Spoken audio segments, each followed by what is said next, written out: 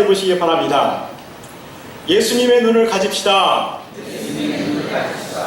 옆 사람과 쳐다보시고 다시 한번 인사하겠습니다. 예수님의 눈을 가집시다. 네, 오늘은 제가 예수님의 눈이라는 제목으로 말씀을 나누려고 합니다. 이 세상을 살아가면서 각자에게는 눈이라는 게 있습니다. 영어로 말하자면 view, perspective 뭐 이렇게 얘기할 수 있겠죠. 육체의 눈을 얘기하는 것이 아니고 세상과 인생을 바라보는 그 눈을 얘기하는 것입니다. 어떤 눈으로 보느냐에 따라 결과도 달라지고 삶의 모습도 달라집니다. 어느 교수님이 그러시더라고요. 철학 교수님이셨는데요. 저희들에게 너희가 대학을 졸업하고 나면 무엇이 가장 크게 남을까? 물어보셨습니다. 여러 말들이 있었습니다. 그런데 역시 철학 교수님답게 너희들에게 남는 것은 관이다. 대학을 졸업하고 공부를 하고 그 사람에게 가장 중요한 것은 세상과 인생과 또 가치를 어떻게 보는가, 그 관이랍니다. 근데 그 관이라는 것, 가치관을 형성하는 그 근저에는 문화가 있고 문화의 가장 중심에는 뭐가 있느냐? 종교가 있는 것입니다. 그런데 우리는 누구를 섬길까요? 예수 그리스도를 섬기고 있습니다. 그러므로 우리가 진짜 그리스도인이고 크리스찬이라면 예수님의 눈과 마음을 가져야 될 줄을 믿습니다.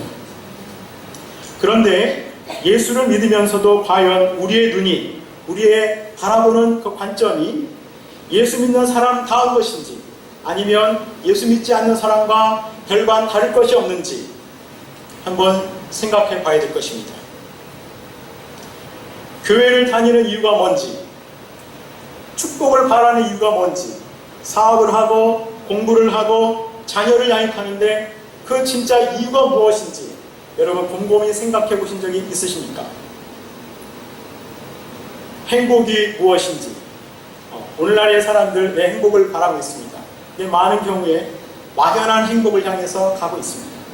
행복에 대한 제대로 된 정의도 없이, 행복이 무엇이라는 것에 대한 개념도 없이 그냥 행복을 위해서 가는 사람들이 많이 있습니다. 이 모든 것은 어떤 눈을 가졌느냐에 따라서 달라집니다. 하나님은 우리가 성경의 눈, 하나님 나라의 눈, 예수님의 눈과 마음을 가지고 살아가기를 원하시는 줄을 믿습니다. 예수님의 눈과 마음으로 사람을 보고 세상을 보고 사물과 사건을 보는 것입니다. 내 마음에 들지 않아요. 또 어떤 일이 일어나요. 그러면 내가 진짜 크리스찬이라면 이 상황 속에서 정말 하나님이 나에게, 우리 공동체에게 하시고자 하는 말씀이 무엇일까? 그것을 봐야 하는 것입니다. 그래야 진짜 크리스찬입니다. 영성이라는 것이 무엇일까요? 기도 열심히 하고 방언하고 신유하고 통변하고 그러는 것이 영성일까요? 아닙니다. 물론 영성이 한 모습입니다. 그러나 성경이 말하고 있는 영성은 예수 그리스도를 닮아가는 것입니다. 말과 행동과 삶에 있어서 예수 그리스도를 나타낼 수 있는 나의 삶, 그것이 영성인 것입니다. 크리스찬이란, 그리스도인이란 누굴까요? 그냥 성경 띄고 주일마다 교회 가는 사람일까요? 제가 전도할 때 이렇게 물어봅니다. 예수 믿으세요? 그러면 많은 분들이 이렇게 합니다. 네, 교회 잘 다니고 있습니다. 그분은 교회 다니는 것이 예수 믿는 것이 아닐 수도 있습니다. 교회 다니는 것과 예수 믿는 것 다를 수 있습니다. 교인과 성도 다를 수 있습니다. 교회에 우리가 나옵니다. 그러나 동시에 말과 생각과 삶의 기준과 방식이 예수님의 방식으로 되어야 우리가 크리스찬인 줄을 믿습니다. 근데 많은 경우에 우리 세상에 여러 가지 문화들이 있죠. 그것들이 우리를 침범하기 때문에 그런 문화와 가치관과 그 다음에 그 기준을 가지고 사는 경우가 상당히 많습니다. 바라기는 우리 모두가 예수님의 눈과 마음으로 볼 수 있기를 바랍니다. 하나님을 하나님으로 인정하고 범사에 그분의 주권을 인정하고 그분의 명철하심과 그분의 지혜를 구하면서 사는 우리 모두가 되기를 바랍니다. 오늘 읽은 부분을 가리켜서 오병이어라고 합니다. 너무나 유명한 구절입니다. 얼마나 많이 익히고 설교도 많이 듣고 또 찬양도 오병이어라는 그 찬양이 있을 만큼 굉장히 유명합니다. 얼마나 중요한지 마태, 마가, 누가, 요한 사복음서에 공히 나와 있습니다. 이만큼 복음서 기자들이 중요하게 생각한다는 겁니다. 그런데 중요합니다. 외울만합니다.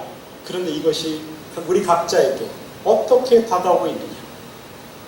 과연 여기서 나오는 이 교훈과 이 말씀을 내가 삶 속에서 살아내고 있느냐? 나와 동떨어진 말씀인가? 아니면 나에게 직접적으로 다가오는 생명의 말씀인가? 대단히 중요한 줄을 믿습니다. 이 오병이의 사건으로 인해서 예수님이 누구신가 하는 의문을 가졌던 사람들에게 확실히 전달할 수 있는 메시지가 있었습니다. 예수님이 바로 구약에서 계속해서 예언했던 그 약속의 성취자시고, 예수님이 메시아시고, 예수님이 선지자시고, 하나님의 아들이시요 전능하신 하나님의 본체이심을 이 사건을 통해서 말하고자 하는 것입니다. 그러면서 예수님과 그분의 말씀, 그분 행하신 일들을 통해서 하나님의 나라가 이미 임했음을 알리는 것입니다. 오늘 본문을 보니까 예수님과 제자들이 많은 사역을 했습니다. 그리고 몸이 많이 지쳤습니다. 예수님은 하나님이셨지만 사람이셨기 때문에 얼마든지 지치실 수가 있었습니다. 얼마나 바빴는지 음식 먹을 겨를도 없었습니다. 계속 사람들이 찾아옵니다. 그래서 한적한 곳에서 몸도 쉬면서 하나님과 교제를 통해서 재충전을 하고 힘을 얻기를 원하셨던 것 같습니다. 그래서 배를 타고 한적한 곳으로 가려는데 많은 사람들이 이것을 보고 예수님과 제자들인 줄 알고 그들보다도 먼저 가서 기다리고 있었습니다. 베세다라는 곳에서 예수님과 제자들 그리고 다른 사람, 이 많은 무리들이 만났습니다. 요한복음 6장 2절에 보니까 큰 무리가 따르니 이는 병자들에게 행하시는 표적을 보았음이로라. 그렇습니다.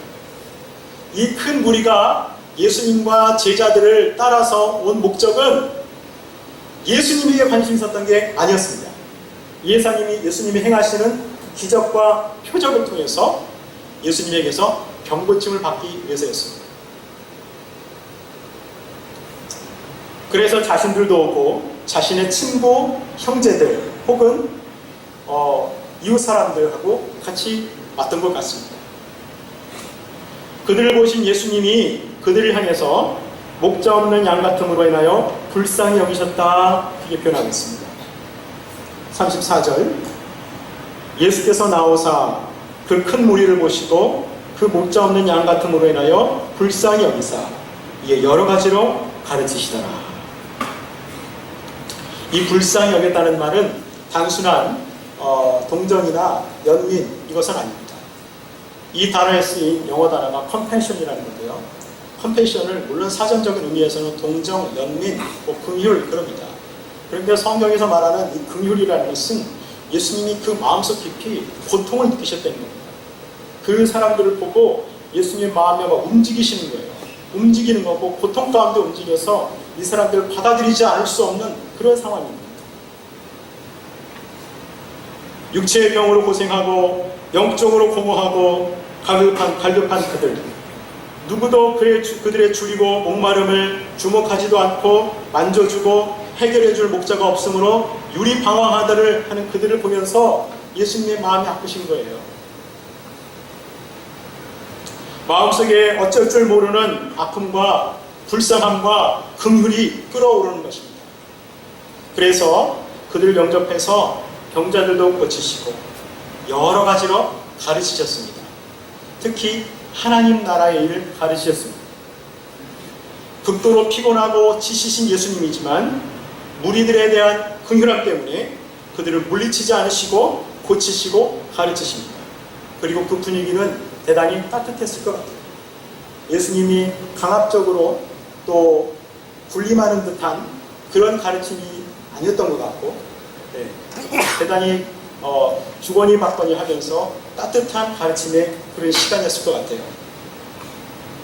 그런데 제자들이 보는 눈은 달랐습니다. 36절 보니까요.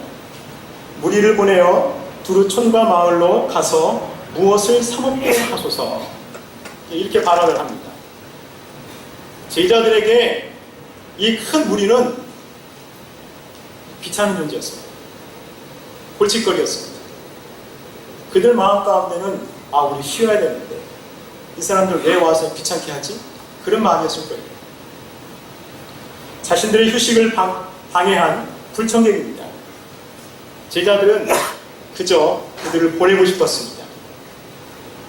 저녁이 되었습니다. 저녁을 먹어야 됩니다. 그런데 그들이 있는 곳은 빈들입니다.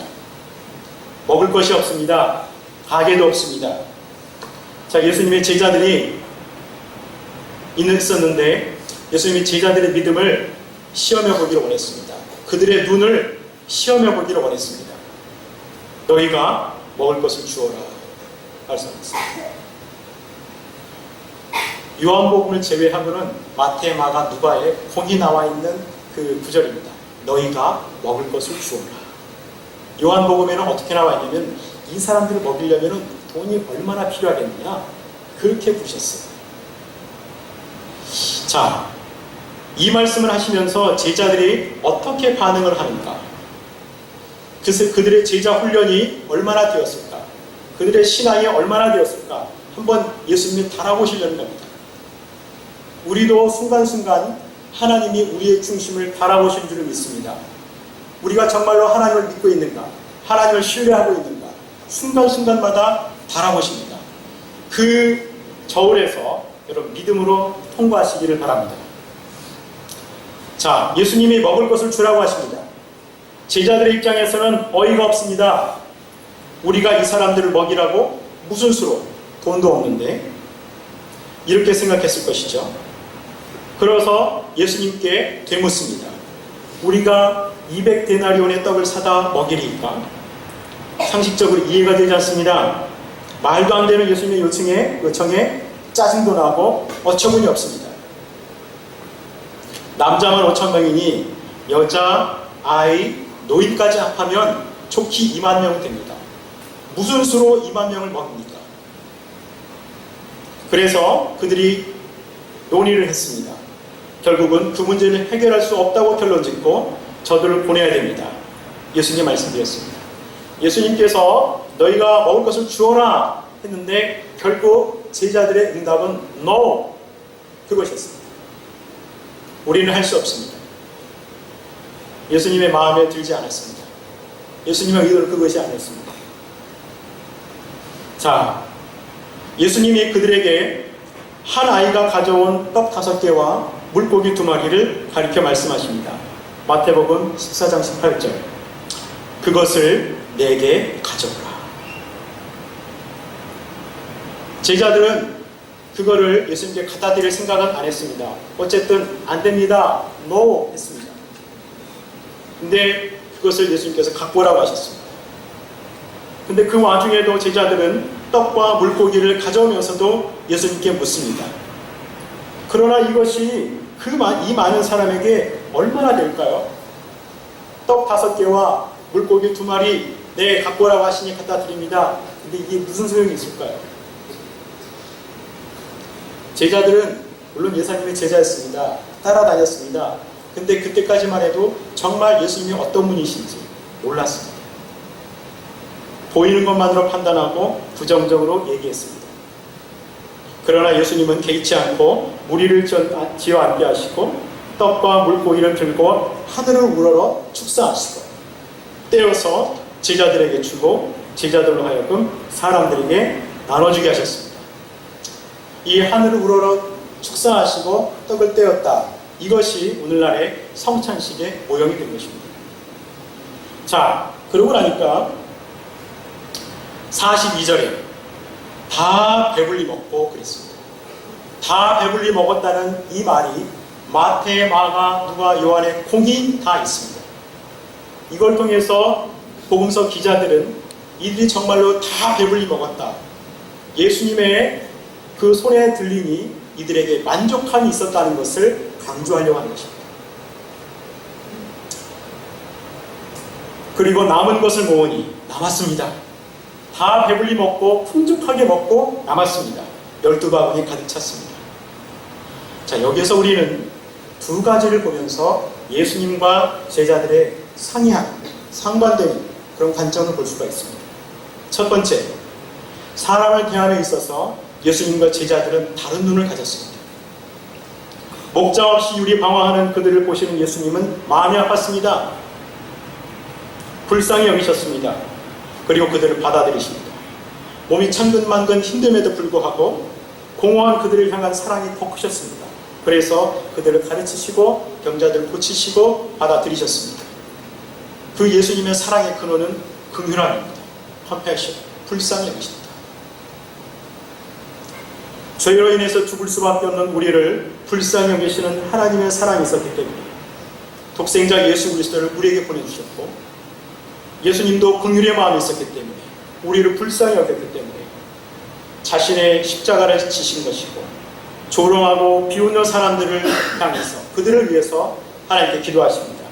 아버지, 저들을 용서하여 주옵소서. 자기들이 하는 것을 알지 못합니다. 어떻게 예수님이 이런 기도를 할 수 있었을까요? 그분의 마음 가운데에 사람에게는 없는 그 긍휼한 마음과 그 불쌍히 여기는 마음이 그분이 죽는 것보다도, 고통보다도 그것이 더 컸기 때문에, 그 긍휼함이 더 컸기 때문에 그랬던 것입니다. 죽는 순간에도 우리를 향해서 기도하셨고 우리를 위해서 기도하셨습니다. 우리도 본래 목자 없이 유리 방황하던 인생이었습니다. 하나님 없이 내가 주인 되어서 그렇게 살던 인생들이었습니다. 그런데 긍휼에 풍성하신 하나님이 그리스도 예수 안에서 우리를 구속하시고 풍성한 생명을 주신 것입니다. 그것도 모자라서 우리가 살아가는 순간마다 기적과 같이 우리를 여기까지 인도해 주셨습니다. 아멘. 하루하루 살아갈 수 있다는 것은 기적입니다. 우리는 많은 경우에 기적을 바랍니다. 그러나 내가 오늘 아침에 일어났다는 것, 눈을 떴다는 것, 기적입니다. 하나님께서 나에게 호흡을 주시지 않으면 내가 어떻게 일어납니까?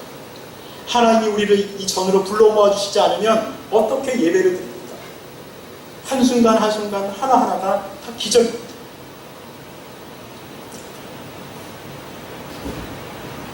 예수님 우리를 사랑하시되 그 무리들을 사랑하시되 끝까지 죽기까지 사랑하셨습니다. 그러나 제자들은 아까 말씀드렸던 대로 달랐습니다.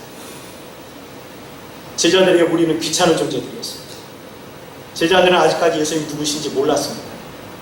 예수님이 무엇에 주목하시는지, 무엇을 보시는지, 예수님의 눈이 어디에 있는지, 예수님의 마음이 무엇인지 관심 없었습니다. 오로지 그 사람들은 쉬고 싶었습니다. 우리의 눈과 마음은 어떻습니까? 나에게 나오는 사람들, 하나님께서 나에게 보내주시는 사람들, 내가 만나는 사람들, 어떤 마음으로 대하시나? 어떤 눈으로 대하시나? 관심 있으십니까? 공동체가 무엇을 필요로 하는지, 우리 목장이 무엇을 필요로 하는지, 셀이 무엇을 필요로 하는지, 목원들이 뭐를 필요로 하는지, 셀원들이 뭐를 필요로 하는지 관심 있으십니까? 아니면 귀찮으신가요? 오늘날 사람들의 여러 가지 사조가 있는데 그 중에 하나는 귀차니즘이래요.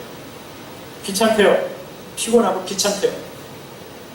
근데 예수님마저 우리를 귀찮아하셨으면 우리가 어떻게 됐을까요? 지금도 하나님이 우리를 지켜보고 계시고 우리를 인도하시는데 그 하나님이 우리에 대해서 귀찮아 그러시면 어떻게 할까요? 근데 하나님은 언제나 동일하십니다. 언제나 사랑이 있으십니다. 우리를 절대 귀찮아하지 않습니다.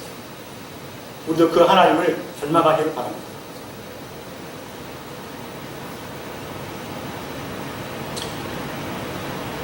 어떨 때는 신앙생활 편하게 하고 싶습니다. 하나님이 나에게 주시는 복만 누리고 싶습니다.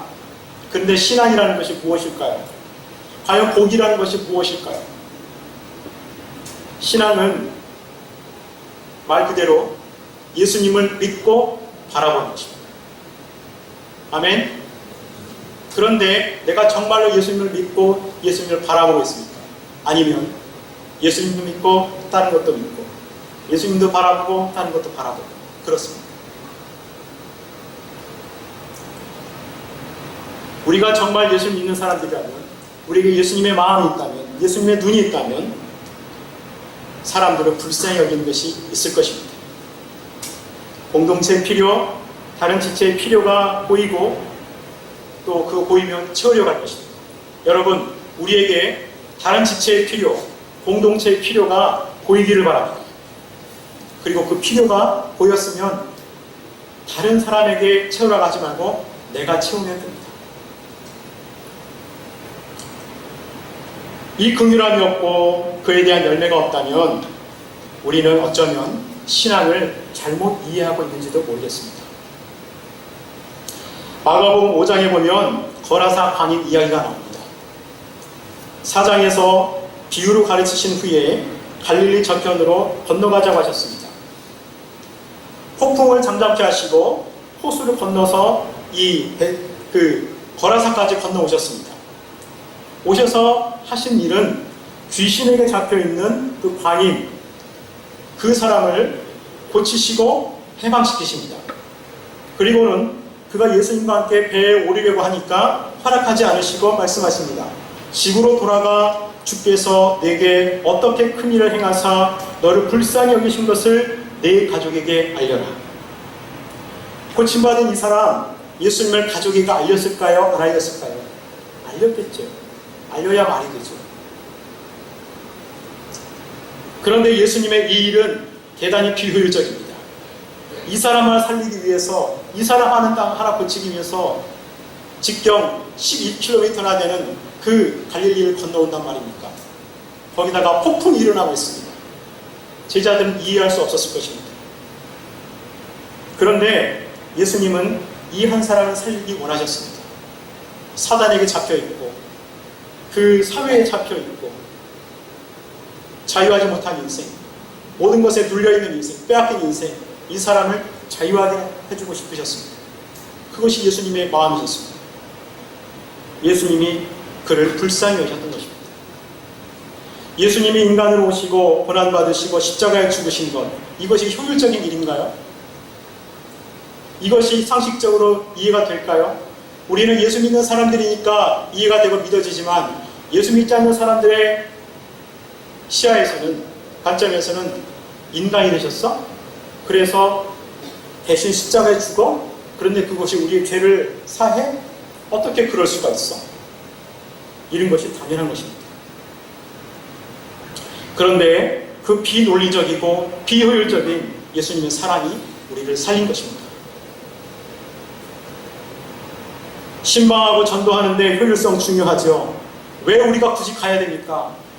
왜 우리가 굳이 필리핀까지 선교를 가야 됩니까? 힘들죠. 근데 중요한 것은 예수님의 눈과 마음입니다. 예수님이 원하시는 것이에요. 예수님이 그 사람들에게 가기를 원하시는 것이에요.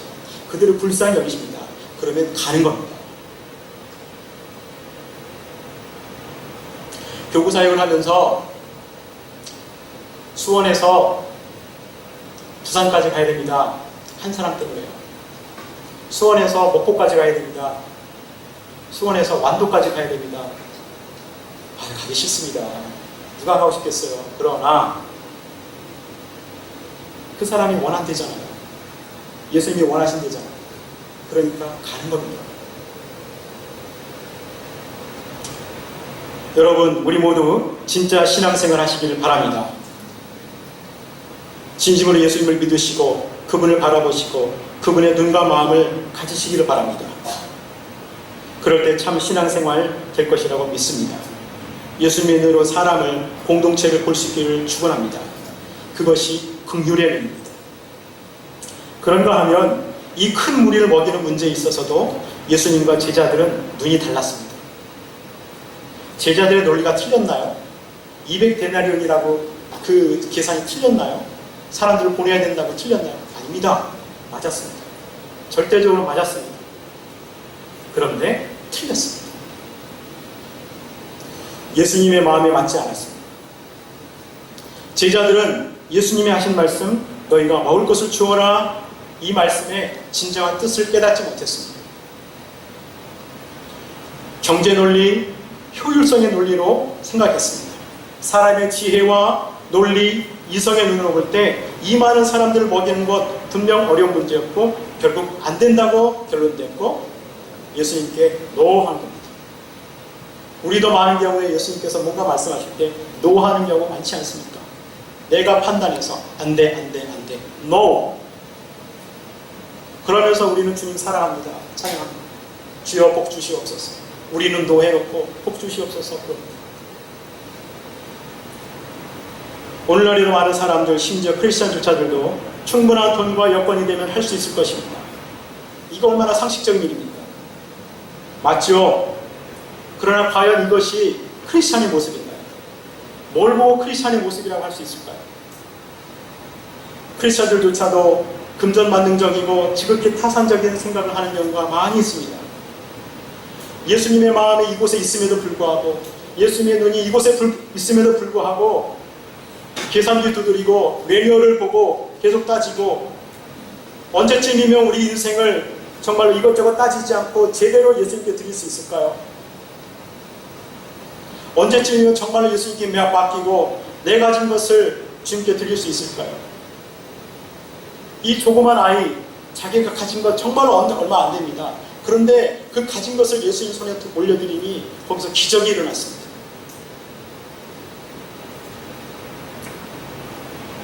예수님은 제자들을 테스트하면서 그들이 진심으로 예수님을 하나님으로 전능하신 분으로 메시아로 생각하기를 그리고 그 문제를 예수님께 가져오기를 바라셨습니다.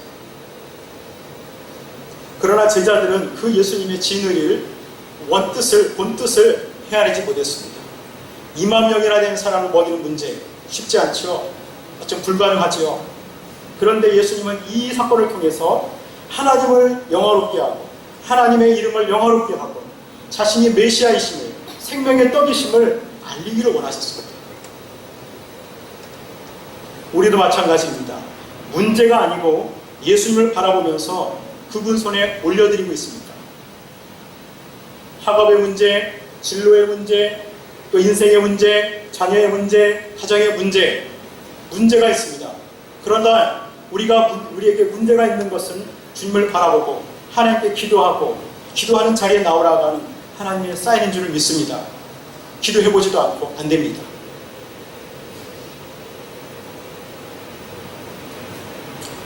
그분 손에 올려드리시기를 바랍니다. 내게 가져오라. 내게 가져오라. 그분 손에 올려드렸더니 예수님이 축사하셨습니다. 기적이 일어났습니다. 하나님은 우리의 그 믿음의 눈을 통해서 하나님의 이름이 우리를 통하여 영화롭게 되기를 주님의 이름으로 축복합니다. 아직도 내가 쥐고 고민하고 컨트롤 하시나요? 그러면 아직까지는 내가 하나님입니다. 우리 인생의 답과 해결은 예수님의 손에서부터 시작이 됩니다. 내 작은 정성, 내 작은 믿음이지만 그것이 예수님 손에 들려졌을 때 그리고 예수님이 그것을 축복하실 때 우리 인생에 기적이 일어나고 가정이 축복되고 풍성함이 일어나고 또 배부르가 될 줄을 믿습니다.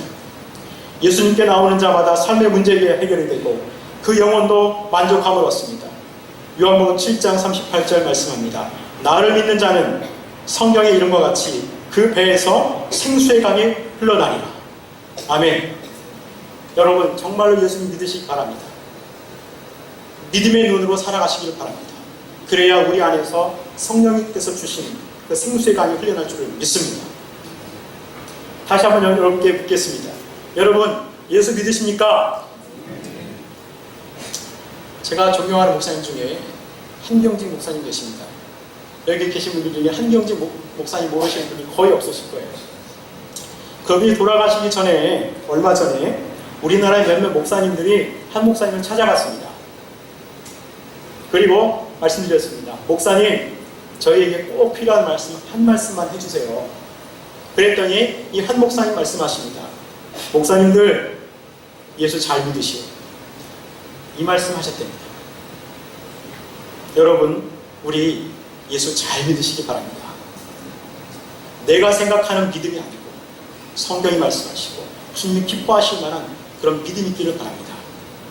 베드로가 마태복음 16장에서 16장 16절에서 고백합니다. 주는 그리스도시요 살아계신 하나님의 아들이십니다. 이것이 우리의 고백이 되기를 바랍니다.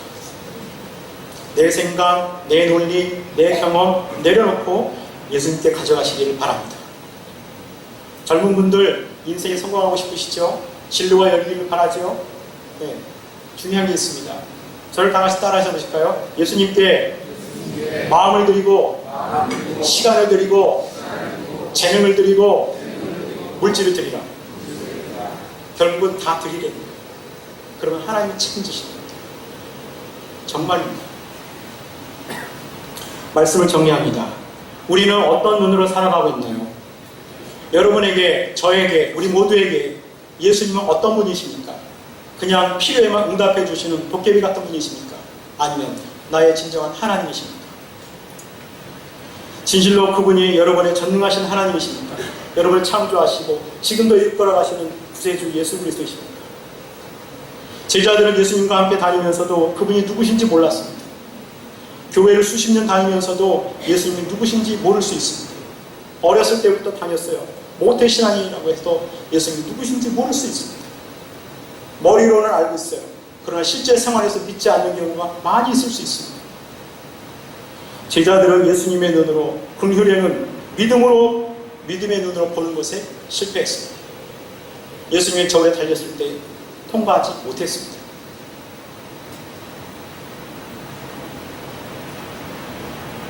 사람들에게 문제가 있었지만, 그들의 상황에 문제가 있었지만, 그들의 가진 것이 예수님 손에 들려지니 풍성한 기적이 일어나고 남는 역사가 일어났습니다. 우리도 마찬가지입니다. 예수님 손에 들이시기를 바랍니다. 사람을 긍휼히 보시고 문제를 주님 손에 의탁하시기 바랍니다. 그리고 기도하시면서 주님의 때를 기다리시기 바랍니다. 그것이 하나님 마음에 맞으면 반드시 응답하실 줄 믿습니다. 그 예수님의 눈은, 긍휼의 눈, 믿음의 눈입니다. 체계적인 것도 필요하고 논리적인 것도 필요합니다. 그러나 먼저 하나님 우리에게 원하시는 것은 천국의 계산법, 예수님의 계산법입니다. 우리 논리 맞지도 않습니다. 그러나 하나님께서는 함께 하시잖아요. 예수님은 긍휼함이 있는 사람, 믿음의 눈으로 살아가는 사람, 내 머리가 아니고요. 예수님 손에 올려드리는 사람, 그분이 하실 일, 위대한 일을 바라보는 사람, 예수님의 마음에 맞는 사람들 통해서 그분의 나라를 이루어가십니다. 그리고 그 사람들의 인생, 가정, 공동체를 축복하십니다. 여러분, 축복받으시길 바랍니다. 아멘. 그러면 축복의 그릇을 준비하시기 바랍니다. 이런 은혜와 축복이 우리 모두에게 있기를 바랍니다. 젊은 시절부터 예수님께 드리시고 예수님의 눈으로 사람을 보고 세상을 보고 예수를 믿는 마음 가지고 예수님께 드리시기를 바랍니다. 젊었을 때부터 드리고 예수님께 내 마음을 바치고 내 인생을 바치고 시간을 바치고 무엇을 시도느냐 따라서 조금 나이가 들면 바로 거둘 것입니다. 여러분, 거둘 것이 있는 인생 되시기를 바랍니다. 예수님의 눈을 가지시고 하나님의 기쁨 또 축복의 통로가 되시기를 주님의 이름으로 축원합니다.